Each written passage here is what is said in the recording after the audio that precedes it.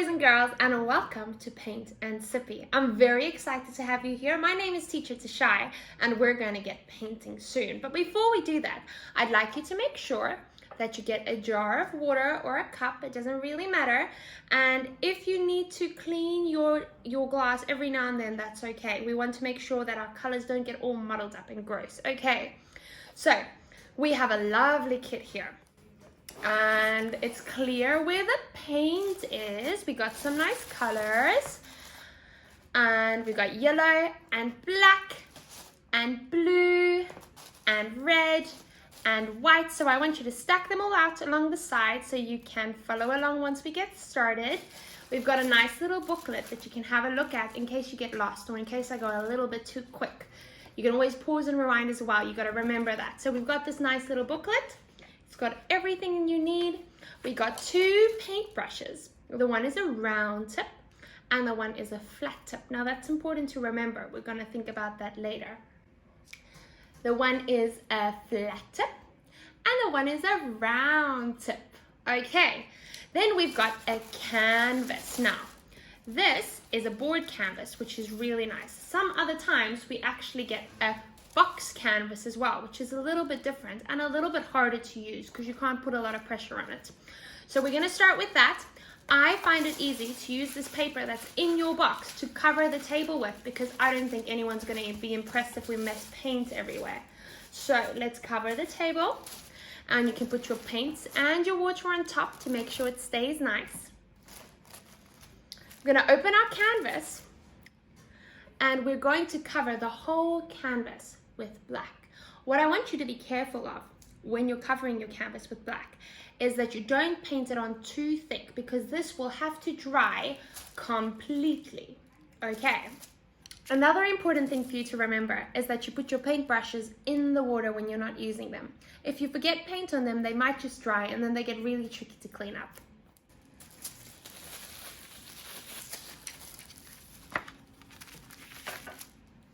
Okay, just make sure that all the spaces is right. Open up all the paint so I don't have to struggle with that later.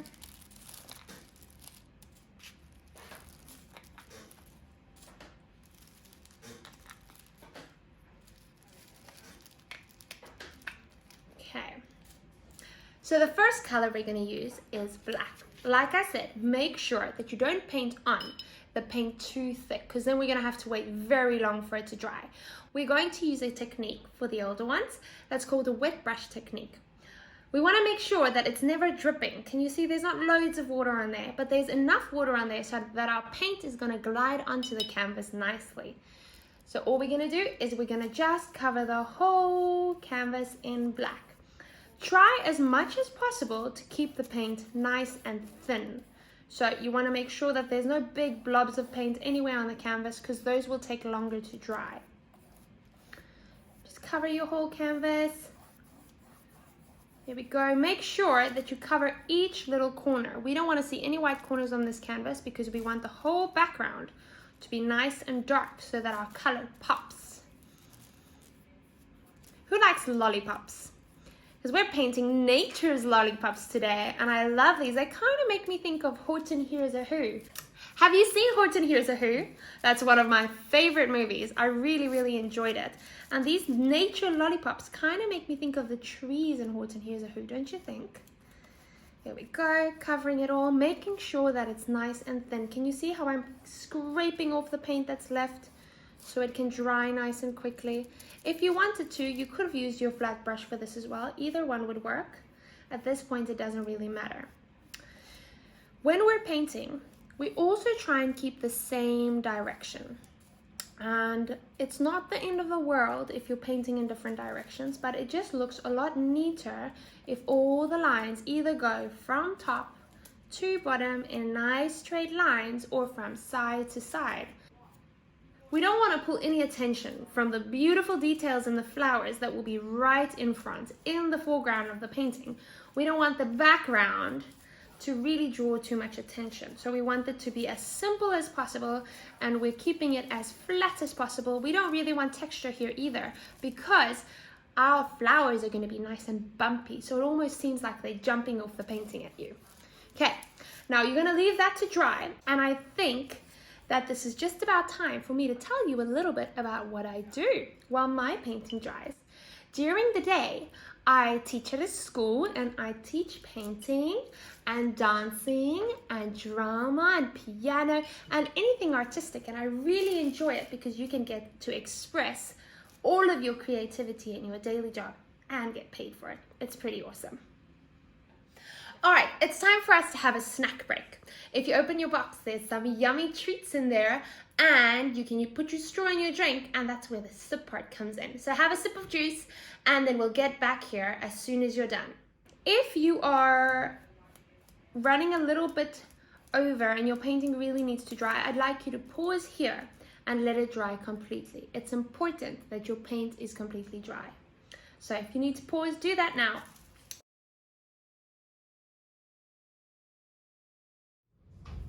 Welcome back. It's so good to have you back. I hope your painting is dry by now. What I want you to do is properly wash your paintbrush and get new water, because you will see that your paint water might get a little bit cloudy, and then you might end up with colors that you don't want on your painting. So make sure you go rinse that out and get it nice and clean. All right, so we're gonna move over to our flat tip brush. That's the one that looks kind of flat along the top. Okay, we are going to mix green. Now, who knows how to mix green? It's a little bit trickier than it seems because it's not exactly half-half. We're gonna count 2 scoops of yellow. 1, 2, and you probably need a side plate or maybe one of your painting trays or something for this. Make sure you don't mess too much. And 1 scoop of blue. The reason we only use 1 scoop of blue is because blue is actually a heavier color than yellow. So we don't want to put too much blue in, then we might just end up with a kind of light blue instead of a green. So we've ended up with a nice dark green here. We're going to make sure it's nicely mixed through. There we go. I hope you can see the color. Have a look at this color. Oh, it's a nice green now. We're going to start by just doing a few leaves. So you can copy me exactly, or you can put your leaves anywhere you want. So I'm going to put one here. And we're going to take one this way. And then we're going to take one to this side. You can really do whatever you want. Go crazy here, whatever you want to do. Take some more out. Good. If you want to go exactly according to what I'm doing, you can just go according to the booklet. I'll follow that as closely as possible. Okay. There we go. So now we've got one kind of green. Now I want you to add another scoop of yellow. Add it in and mix it in, and you'll see that our green becomes a little bit of lighter. So we're going to do exactly the same thing, but not on the same spots. So what we're doing here is we're adding different shades of leaves on our plants. Different shades. Can you see? Here we go. So that our picture has depth. Who can tell me what depth means? That means that it doesn't look like a flat picture. It kind of looks like your picture is jumping to life. We're going to grab some white. You can grab a scoop of white and add that to your green, and that creates our last highlights that we're going to need. Highlights means that we make the color lighter than the color that's already on the painting to make it really pop and make it really look realistic. So we're going to add some leaves with that nice light green. As you can see, it really is making that color come to life. Makes it seem so real on our canvas. Can you see how that changes everything? I really like this one. So you can add as many leaves as you want here along the bottom. If you want to go back to your other kinds of greens, you can also do that because you have them on your plate. If you want to add some more, if you want to make your leaves rounder or longer, that's all your own choice. So if you wanted to, I'll show you. We can add some more dark green over that again to create some depth. And if you want to be really fancy, here's an extra step you can do. You load up your paintbrush so you have a nice heap on your paintbrush. Can you see? I have a little blob. That blob I can put down on the painting and kind of leave it there. And that creates texture on your painting. That makes it look as if it's really like coming off the page. There we go. You can leave it nice and thick on there. Okay, Then I want you to completely wash your brush. Just fix this. I don't want to go over that. I'll have to.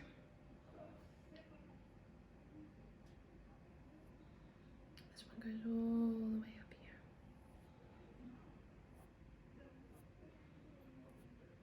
There we go. Make sure you wash your brush properly because we are going to be changing colors now.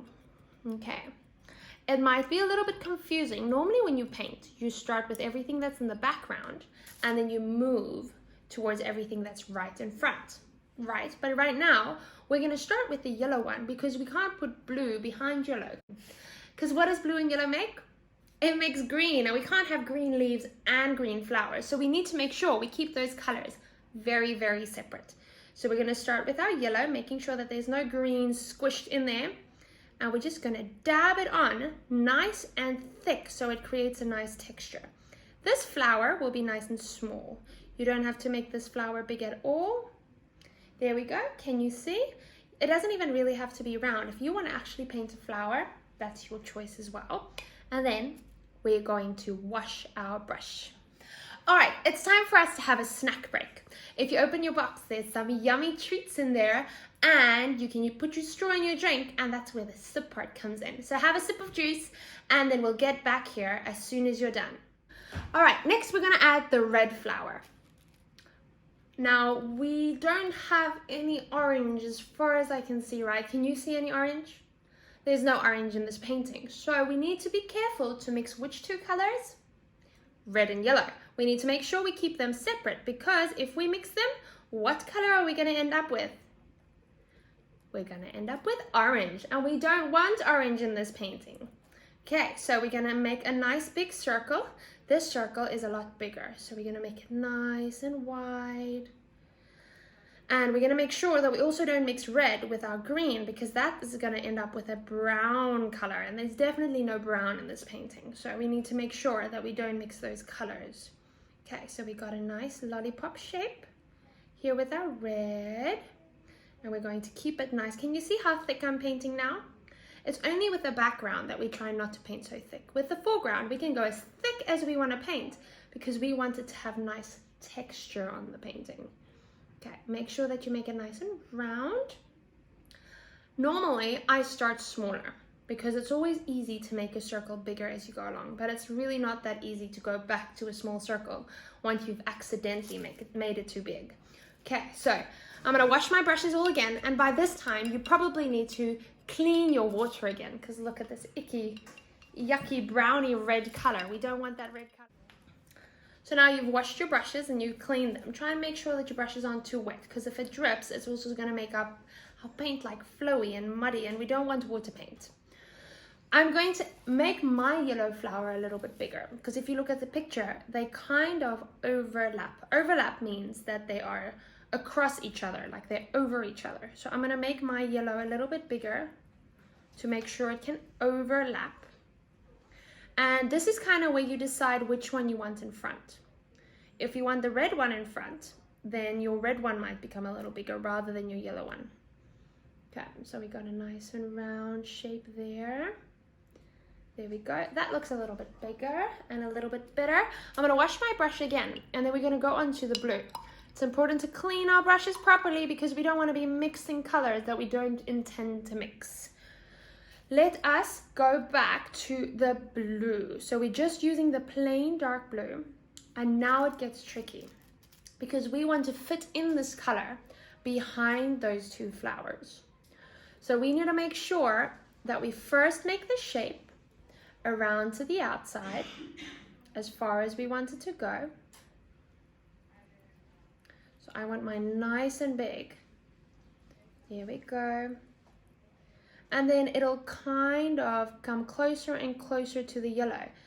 We're gonna try and not get too close to the yellow because otherwise we're gonna end up with a different color, aren't we? We don't want green in this painting. So this is a really, really tricky part where you have to be careful and don't rush. If you feel like you need to pause the video here and do this as slow as you need to do it, that's perfectly fine. We need to make sure that those colors don't blend. If you want to even use a smaller brush, you can do that, but it's really okay. You don't have to stress too much about it. We're just fitting it around that shape.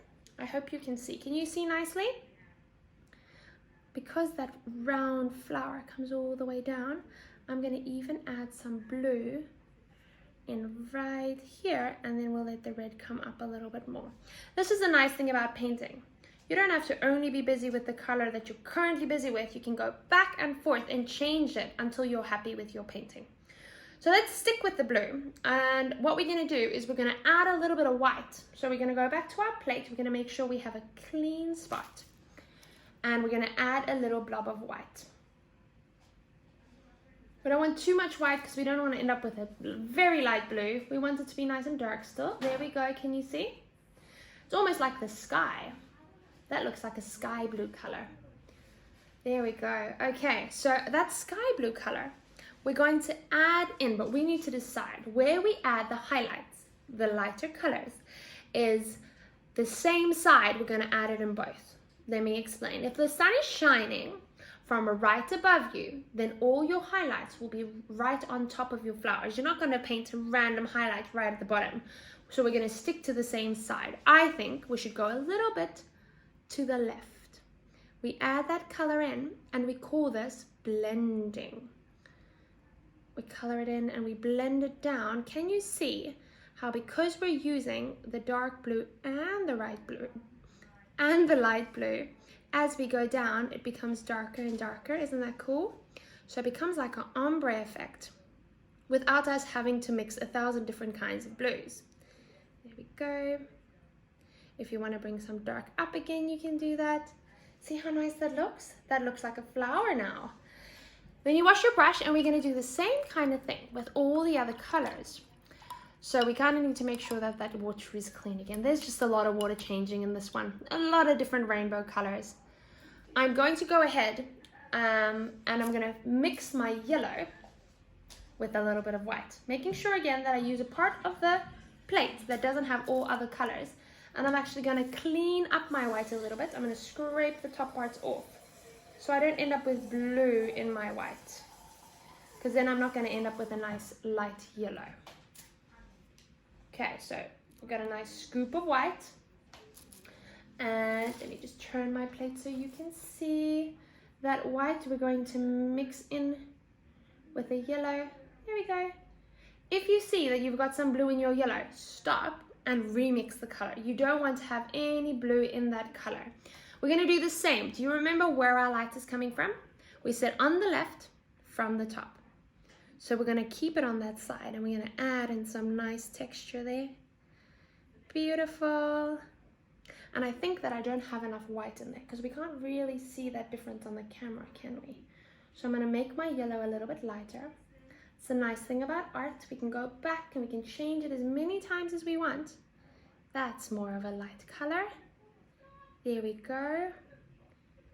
Beautiful. Can you see how the paint is actually really, really nice and textured? I actually have a lot of paint on this canvas right now, and that's exactly what I want. Then we're going to wash our brushes again. Lots of washing brushes. Make sure your brush is nice and clean, and make sure you dry it off enough. We're going to move on to our red. Now with the red, it's a little bit tricky because we don't want a pink painting. So we can't add too much white to our red because it's going to make pink. We're going to find a corner of our plate that's clean, and we're going to take some white, making sure that there's no other colors in it, and then we're going to mix some red into it, and we see what color comes out. There we go. So now we see it's a little bit too pink. It looks a little bit pinkish, doesn't it? So we add a little bit more red until we're happy that it's a light red rather than a bright pink. I think we're happy with that red, and we're going to do the same. So same side as we've been doing the whole time. We're going to go all the way over. There we go. We're going to bring it across. Can you see how that's bringing our painting to life? The red one works a little bit differently because pink is a whole different color to red. So we don't want to add too much white to it, even though we can't see it very nicely.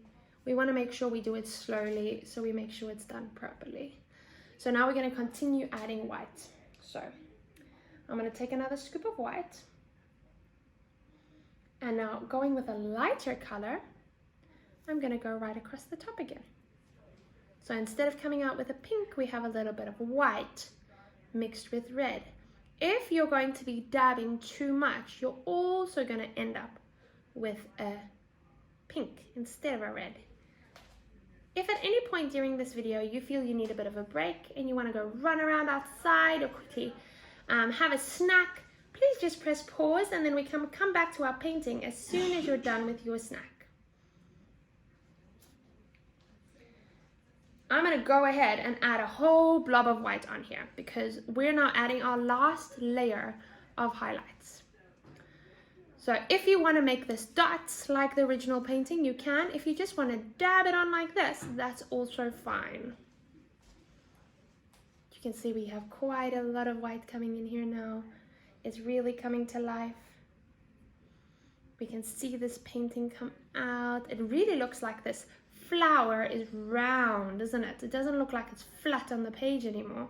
That's the magic of when we shade things in art. Okay, so we've got that nice round flower and we're going to try and make the others the same.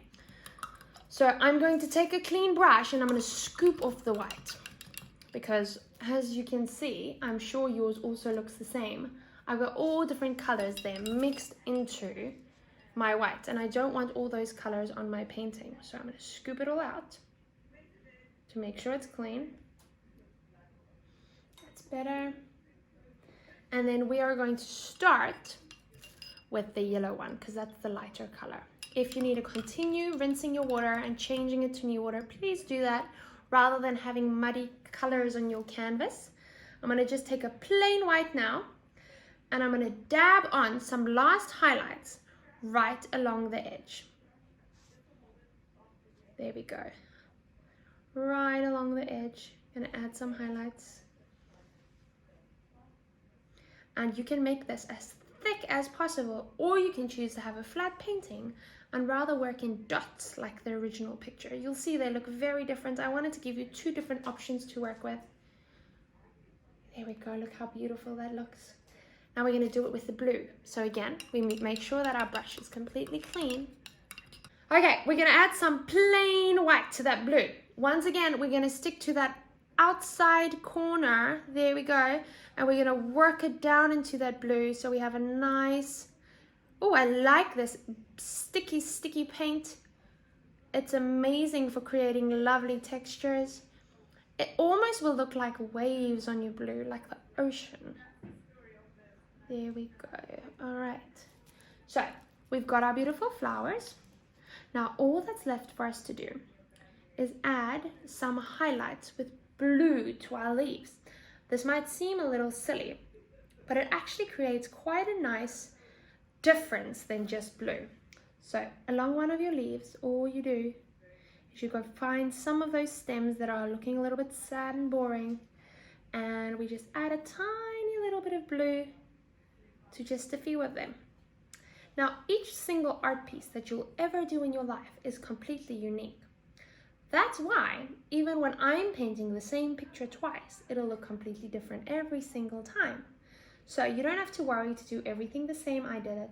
And it's okay if your painting didn't come out the same way I did it. The magic about art is that you created this all by yourself. And you've actually expressed yourself and something magical and beautiful came out of it. The only thing left is for you to sign your masterpiece with these lovely boards. All you need to do for that is turn it around and you'll say it says artist, that's where you write your name. Then it says title, that is what you want to call it. So I called mine Nature Lollipops, but you might choose something completely different. And the last thing it says is medium. Medium means what did you use to create an art piece? And the answer is acrylic paint. You can ask mommy to help you spell that if you can't spell that yourself. It was so lovely to have you here today, and I hope to see you again very, very soon. Bye!